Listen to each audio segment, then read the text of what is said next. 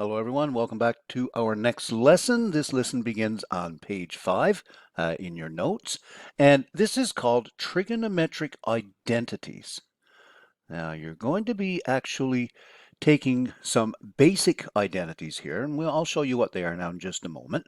And you're going to be using these basic identities to prove some more complicated identities. And to prove an identity, you have a left-hand side and a right-hand side, and you usually start with the side that's more complicated and somehow try to simplify it until you get it equal to the other side. You always work with one side at a time. Now, what do we mean by an identity? An identity is a mathematical statement, a mathematical equation that's true for any variable that you put into the equation. So for example, here's a simple identity. Now this one is not a trigonometric identity, but look at this carefully. If I wrote down x squared minus 1 is equal to, and now you basically know what I'm going to do here. I'm just basically factoring it. All right, but you see that? You take any real number whatsoever, and if you plugged it in to this equation, I guarantee you the left-hand side would equal the right-hand side, no matter what real number you put in. And the same thing is true with trigonometric identities. You're going to have trigonometric ratios and theta, an angle, or some other variable for the angle. No matter what angle you put in, as long as the identity is defined for that angle, it's going to be a true statement. So I'm going to start by, first of all, showing you how to derive some of the basic identities. Now, you're not going to be asked to derive them on a test or a quiz, but I just want to show you where they come from. I'm going to do this fairly quickly. Let's suppose you have an angle drawn in standard position, as shown in the diagram right here. And what if your terminal arm passes through some point xy? All right, so that would mean that the horizontal side down here, that horizontal length is x, the vertical length is y, up to that point. And of course, you have a right triangle formed right here. That's important as well. Now, the length of the actual terminal arm from the origin to that point, we usually call that r. That's the radius vector. You've done that as well, haven't you? Now, the Pythagorean identity here that's obviously true is x squared plus y squared is equal to r squared. Now we're going to show you a little something you can do with that equation, that very simple equation, and you can derive what we call the three Pythagorean identities. If I were to take this equation and divide everything by r squared, let's see what happens to our equation. What will it turn into? Well, the first term will just become x over r squared. The second term will become y over r, and again, that's all squared. And that's actually equal to r squared divided by r squared. How about 1? Now, what does this mean? How does this help us get a trigonometric identity? Well, if you look back at your diagram right here, all right, you have your angle theta right here in standard position. You have the three lengths of that right triangle. And the ratio x over r, which is this first term right there. Okay, well, x over r, people, that's just the cosine, isn't it? That's the cosine of angle theta. So I can call this the cosine squared of theta. And now y over r, if you look again at your diagram carefully, well, that's the opposite over the hypotenuse, so that's the sine of theta. And that is equal to 1. Now, look at that. What I'm saying is that this identity is true no matter what angles you put in for theta, as long as it's the same angle for both terms. If you put in 43 degrees and work that out, the left-hand side would equal 1. If you put in 75 degrees and worked out the left-hand side, it would also equal to 1 as well. So that is how you can derive it. Now, like I say, you're not going to be asked to derive it, but that's where one of your Pythagorean identities come from. Now, if you took this same equation up here that you started with, the x squared plus y squared equals r squared. If you were to divide both sides, or by x squared, well, you'd end up with another one of the Pythagorean identities. If you divided by y squared, well, you'd end up with the third Pythagorean identity. The three Pythagorean identities that you're basically we're going to assume that you know them. You should remember them. Here they are. Now they're on page 5 in your notes. Here's the first one that we just derived on our own. Sine squared plus cosine squared equals 1. The second Pythagorean identity that you would have derived is 1 plus tan squared theta equals secant squared theta. So as long as the ratio is defined for that value of theta, this statement will be true. And here's the third one right here. 1 plus cotangent squared theta is equal to cosecant squared theta. Those are the three Pythagorean identities. You always want to keep those in mind because you're going to be proving identities now where, for example, if you ever see an expression that has sine squared plus cosine squared in it, well, you can substitute that with a 1. Now, this identity might be written in other ways. For example, it may be written as sine squared theta equals 1 minus cosine squared theta. All right, so be aware that they can be written in different forms, and any of those forms you can make substitutions for in a more difficult looking identity. Now, if you look carefully, well, I meant to get my eraser there. If you look carefully at the other identities that are on that page, look at this carefully. Now, most of these you've seen before, and you're going to be using these perhaps in some other ratios as well, some other proofs. Sine of theta is opposite over hypotenuse, right? Cosine is equal to adjacent over hypotenuse. Those you've seen before. These are your reciprocal ratios. The cosecant of theta is 1 over sine, and also sine is equal to 1 over cosecant, and so on.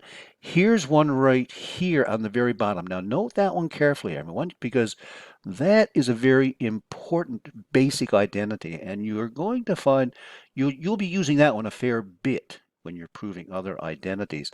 And of course, if tangent is sine over cosine, then if you take the reciprocal of both sides, you get cotangent is equal to cosine over sine. All right, so that's another important one as well. Now, I'd like to point out there is a formula sheet for this course for your final exam, and that formula sheet, of course, any formulas on that, the formulas will also be given for tests and quizzes as well. And I can bring it up right here, right now. Here's the formula sheet for Math 1101, the final exam formula sheet. And here are the formulas from the unit on trigonometry.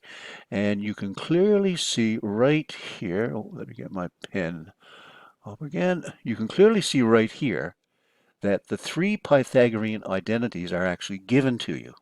All right, so you don't really have to memorize those, but you should be aware and on the lookout for situations where you can use those to help prove other identities. These formulas right here, you'll see those in a little later, and this one as well. They're called the double angle formula. Those are called the double angle formula. These formulas are called the half angle formulas. And down here, you have what we call the sum and difference formulas. Sum, of course, meaning add, and difference means subtract. So we're going to have a look at those formulas in a little more detail in just a little while. But let's get back to this identities. These are the basic identities, like I said, that you will be using to prove other more complicated identities. And on the bottom of page 5, you can see some strategies that you can use to help you prove these things. To prove an identity, we must show that the left-hand side, LHS, and the right-hand side, RHS, are obviously equal. We have to do that. Generally, it will be easier to change the form of the more complicated side. Start with that to the less complicated side. All right, so that's usually the strategy you take. Now, some identities, though, you may see here, you may have both sides of your identity fairly complicated looking. And in that situation, it's okay to work separately with both sides to simplify both sides. And in that regard, in that way, you might be still able to get the left-hand side equal to the right-hand side. And this statement right here, that is very, very important. If you take each side, left-hand side, right-hand side, start with the more complicated one. If you can write every ratio there in terms of sine and cosine, and then work with that, that strategy usually works, oh my goodness, over 90% of the time. If you change everything in terms of sine and cosine, that strategy usually works. Anyway, here's an example. This example is on the top of page 6 in your notes. So let's have a look at this one. There's actually 3 different proofs there, and I'll have a look at the 3 of these. The first 2 are actually pretty simple. The last one is a little tricky. Now, verify the identity. Sine x is equal to cosine x divided by cotangent x. All right, so this is what they're asking you to prove. Now remember, you work with one side only. One side. Here's your left-hand side. That's just sine x. And here is your right-hand side. That's cosine x over cotangent x. Now, I think it's pretty obvious which one of those two sides is the more complicated looking side. The left-hand side is pretty basic. It's just sine x. So we'll leave that as it is. We're going to start here working with the right-hand side. All right? So step number 1 is write down what the right-hand side is equal to. And it's actually cosine x over cotangent x. Now, what you have to do here is, well, you might want to change that cotangent in terms of sine and cosine. Remember, you're also allowed to use any rules of algebra that you've seen before. Sometimes you have fractions, you may want to add them, subtract them. Well, you have to get common denominators, things like that. Factoring rules, sometimes you might want to factor something, if possible. What would I do here with this one? Well, the cosine of x, let's start by leaving that alone for now. And I'm going to just multiply it by 1 over cotangent. Now, note carefully that's correct. That's an equivalent statement. Cosine times 1 over cotangent is equal to cosine over cotangent. And now, if you wanted to, what could you do with cotangent? Well, let's see. I can flip it over. 1 over cotangent is actually equal to the tangent, isn't it? All right, that's one of the basic identities that we saw on the previous page, and you're expected to just remember those basic identities. Okay, what can we do now? What can we do now? Well, I don't see anything squared there. There's no ratio squared. If there was, I could probably maybe try to use one of those Pythagorean identities. Let's take the cosine and change that in terms of sine and cosine, all right? So what ratio do you know involving sine and cosine that's equal to the tangent? Well, again, if you remember the ratio, or if you go back and have a look right here, tangent is sine over cosine, all right? So as you become more familiar with these basic ratios, it becomes more and more obvious what it is we should write down. So let's change tangent to sine over cosine. All right, now look at that carefully. Remember, you're allowed to use any rules of algebra to simplify an expression.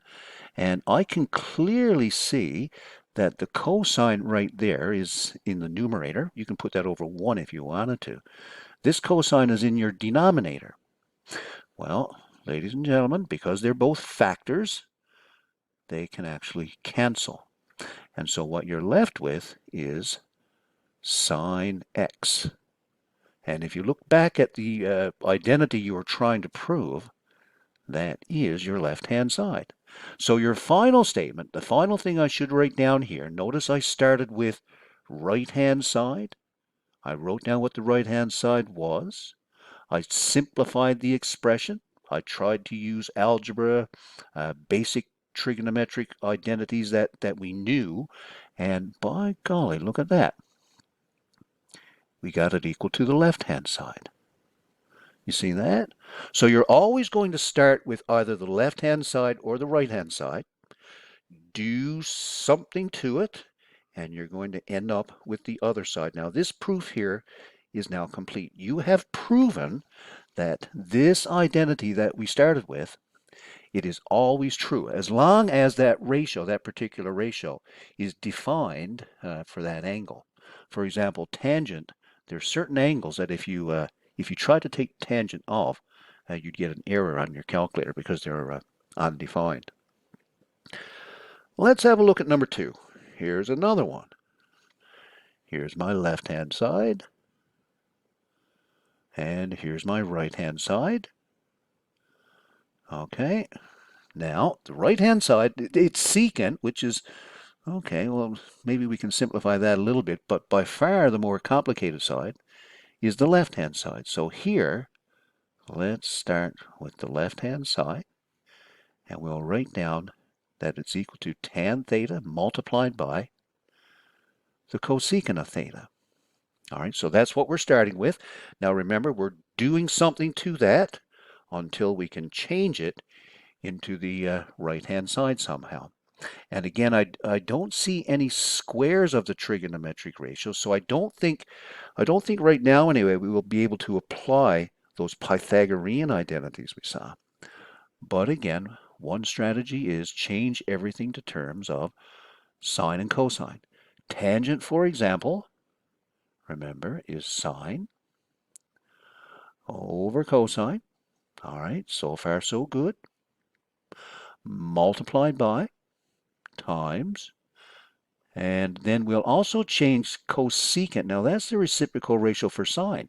So I can just call this 1 over sine theta. Now remember, that's a multiply there in the middle. That's a times, not a subtract. What do you think you can do here? Well, again, I can see that we have sine in the numerator, sine in the denominator. Because they're both factors, they actually cancel. So this is equal to, well, you just have what you have left. 1 times 1 on the top. Cosine times 1 on the bottom is 1 over cosine. And always keep in mind as well what you're trying to prove it equal to. Remember now, you have to show that what we're at right now is equal to secant. But actually, it is equal to secant because that's the definition of what secant is. It's 1 over cosine. And so now that's equal to the right-hand side. So this one is proven now. Notice we started with the left-hand side. We only worked with the left-hand side, and we got it equal to the right-hand side. So that one is proven. Very good. I wish I could say they were all this simple and all this easy. They're not. Those first two were actually pretty straightforward. A lot of them are pretty straightforward, but some of them you really got to work at. And you're going to find sometimes when you're trying to prove an identity, you're going to start with the complicated side, yes. And you might try something, and it might take you nowhere. So then you might want to try something else. All right, let's look at this one here. This is the one now on the bottom of page 6. Prove that 1 minus sine x all over sine x times cotangent x is equal to cosine x divided by 1 plus sine x. Now, which side looks like it's the more complicated here? Well, I'm thinking it's the left-hand side. So let's start with the left-hand side right here. It's 1 minus sine x divided by sine x times cotangent x. Now I'll tell you one thing you cannot do here. You cannot cancel those sine terms because the sine term in the numerator is not a factor. It's not multiplied by all of the other terms that are in the numerator. In fact, you have one subtract sign. That minus sign means it's not a factor. Why don't we try doing something with this cotangent right here first? Let's try to change that in terms of sine and cosine. So we have sine x multiplied by, now I'm using my rules of algebra, remember. Cotangent, if you recall from the basic ratios on the previous page, is equal to cosine x over sine x. And now I tell you what you can do here, just in the numerator though. You notice you have sine x multiplied by cosine x divided by sine x. Well, because the signs just in the numerator, because those two are factors, they really will cancel. And so what you're left with here now, let me just come down below.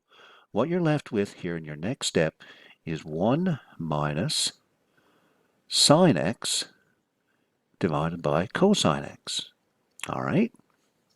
So far, so good. Well, it already looks a little bit simpler, doesn't it? It already does. But what do you do now? Everything is already in terms of sine and cosine, so you can't really simplify in that regard. The numerator, some of you might be looking at that and be thinking, Pythagorean identity. But it's not. All right, that's not the Pythagorean identity. 1 minus sine x is not part of your Pythagorean identity that we've seen. Now, if that was 1 minus sine squared, yes, then you could replace that with cosine squared. But just 1 minus sine, that's not cosine, people. You can't do that. Well, what do? I can't factor anything. There's no fractions that we're adding or subtracting to get a common denominator. That won't work. So what do we do here? Well, there's another strategy that you can try whenever you have an expression something like this and you're not sure where to go, how to simplify it. And sometimes this works and sometimes it doesn't. But watch what I'm going to do. I'm going to multiply the numerator and the denominator by the conjugate of 1 minus sine x. Now, you remember what conjugates are. They're exactly the same, expressions that are exactly the same except for the sign in the middle. So let's just try that, and let's see what happens. I'll multiply by 1 plus sine x divided by 1 plus sine x. Keep that strategy in mind. Sometimes when you're stuck and you can't think of anything else to try, sometimes that works beautifully. So what will this become? Well, the numerator is a binomial multiplied by another binomial, but they're conjugates. So what's going to happen is when you multiply conjugates together, of course, the middle terms are going to vanish. Now I'll put them in here just to show you what happens, but now remember, if you recognize that they're conjugates and that the middle terms vanish, you don't need to do the 4 multiplications. 2 is actually enough. So we have 1 times 1, that's 1. And then 1 times sine x, well, that's plus sine x. And then I have sine x times 1. That's a negative sine x there, so that becomes minus sine x. Now you see that? Your middle terms are going to vanish, aren't they? And then finally I have minus sine x times plus sine x, and that's minus sine squared x. Now remember what sine squared x really means. It means the sine of x all squared. That's what it means. That's how we write sine of x all squared. In the denominator, I have cosine multiplied by 1 plus sine. Don't actually multiply those together. Leave them separate for now. Leave them separate. And you will see why in just a moment, why we're leaving those separate. All right, so let's try this. Let's try this strategy. Now, of course, the signs cancel right there in the center. 1 subtracts sine x. There is a Pythagorean identity in disguise, isn't it? Because if sine squared plus cosine squared, let me just write it here. Let me get my eraser. Let me just write here, and I'll show you what my strategy is. There's a method to my madness, you see? Let me just come up here. We know that one of the basic Pythagorean identities is sine squared x plus cosine squared x equals 1. That's one of the basic ones that we knew, you see?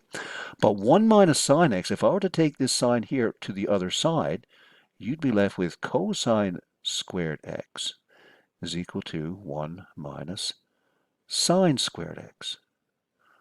Oops, boy, this marker is not working very well. So anyway, that's what you have right here. Look, that is 1 minus sine squared x because the signs cancel in the middle. So if we follow that through in our next step, you can change that 1 minus sine x to cosine squared x.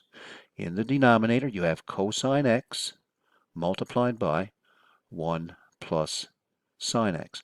Let me tell you another reason why I did not multiply out the denominators back here. Because it was in my mind what I'm trying to prove it equal to. And look what's in the denominator of what you're trying to prove it equal to. 1 plus sine x. By not multiplying them together, I have my 1 plus sine x clearly showing right there, isn't it? Now, look at what you have. Cosine squared divided by cosine multiplied by 1 plus sine. Well, this cosine in the denominator will cancel with one of the cosines on the top. So the squared vanishes, and ladies and gentlemen, you're going to be left with, ta-da, cosine x divided by 1 plus sine x. And look back at what you're trying to prove, the identity you're trying to show is true, and by golly, look at that. That's the right-hand side. So now the final thing I write down, that's equal to the right-hand side, and we've got this one done. We have finished this. Okay, this proof has now been completed. I'll stop this video there. I'll stop that video there. There are some identities. I'll pick some out for you in the next lesson. Practice problems, practice ones that you can now try on page 10. No, sorry, page 11, all the way up to page 14. That's some practice ones there. Some of them you're going to be able to do now. But the next lesson, I'm going to be looking at the sum and difference formulas, and also double angle formulas and half angle formulas. We'll go through those as well. And then you'll be able to do all of the proofs on those pages, okay? So I'll stop there, and I'll pick up in the next video on page 7. All right, bye-bye.